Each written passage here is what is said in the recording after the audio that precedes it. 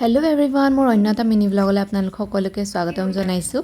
এতিয়া প্ৰায় 8টা মানে বাজিবলৈ হ'ল সন্ধিয়া আৰু দেখি চাগে গমেই পাইছে মই পাকঘৰতে আছোঁ। ভিডিঅ'টো ষ্টাৰ্ট কৰোঁ বুলি লওঁতে ফোনটো দেখিয়ে তাই আহি পেলাই মোৰ ওচৰ পালেহি আৰু দেখিছেনে আহি পেলাই নোযোৱা হ'লহি, মানে মোৰ ওচৰতে লাগি ধৰিছে একেবাৰে। তাইৰ কাণ্ড দেখিছেনে, চুমা খায়ে তত পোৱা নাই, পঠিয়াই থাকিলেও নাযায়।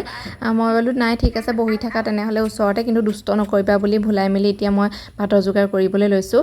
আজি পিছে মই বইল খাম, বইল চিকেন মোৰ কাৰণে অকণমান বনাম আৰু বাকীবোৰেতো বইল নাখায় আমাৰ ঘৰত, সেইকাৰণে চবৰ কাৰণে এনেকৈ মছলা দি পেলাই বনাম। আজিকালি কিয় নাজানো মোৰ বইল ৰেচিপিবোৰ খুব বেছি ভাল লগা হৈছে আৰু মোৰ দৰে যোনসকলে বইল ফিছ, বইল চিকেন এইবোৰ খাই ভাল পায় তেওঁলোকৰ কাৰণে ৰেচিপিটো ভাল পাব বুলি মই ভাবিছোঁ। আজি মই যিদৰে বনাওঁ একেবাৰে চিম্পুলকৈ বনাম। দেখিছে মই এতিয়া নৰসিংহ পাত কেইটামানো ছিঙি আনিছোঁ আৰু বেলেগ ইনগ্ৰিডিয়েণ্ট বেছি ব্যৱহাৰ নকৰোঁ, যিহেতু নৰসিংহৰ ফ্লেভাৰটোৱে মানে চিকেনখিনি ভাল কৰিব বুলি মই মানে লৈ আহিলোঁ কেইটামান।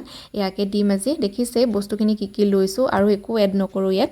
আৰু ৰুহিক দেখিছেনে বাৰে বাৰে আহি আছে, তাই ফ্ৰিজ খুলিবলৈ লাগে, কিবা নহয় কিবা এটা মানে মুখত লৈ থাকিবলৈ বিচাৰে আজিকালি, সেইকাৰণে আহি আছে বাৰে বাৰে।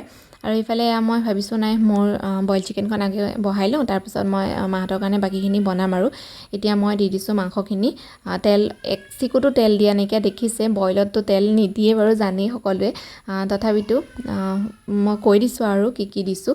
এই যিখিনি বস্তু মই যোগাৰ কৰি লৈছিলোঁ সেই গোটেইখিনি মই একেবাৰে দি দিছোঁ, বেলেগ বেলেগকৈ দি থকা নাই। আৰু এতিয়া অকণমান সময় ভাজি লোৱাৰ পিছতে দিছোঁ নিমখ, আৰু নিমখ দিয়াৰ পিছতে অকণমান ছফ্ট হ'বলৈ আৰম্ভ কৰিছে।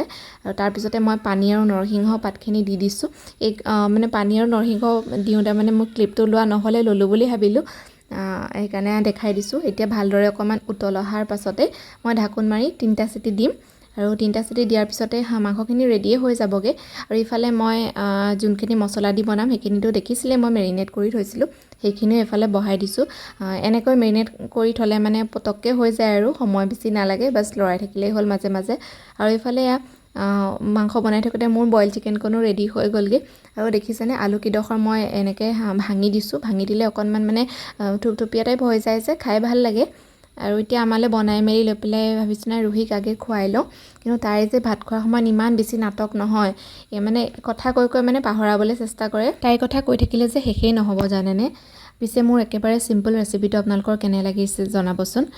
আজিলৈ আহোঁ তেনেহ'লে, সকলো ভালে থাকক আৰু অন্য এটা মিনি ব্লগৰ সৈতে আকৌ লগ পাম বুলি আশা ৰাখিলোঁ। আজিলৈ আহিছোঁ, বাই বাই।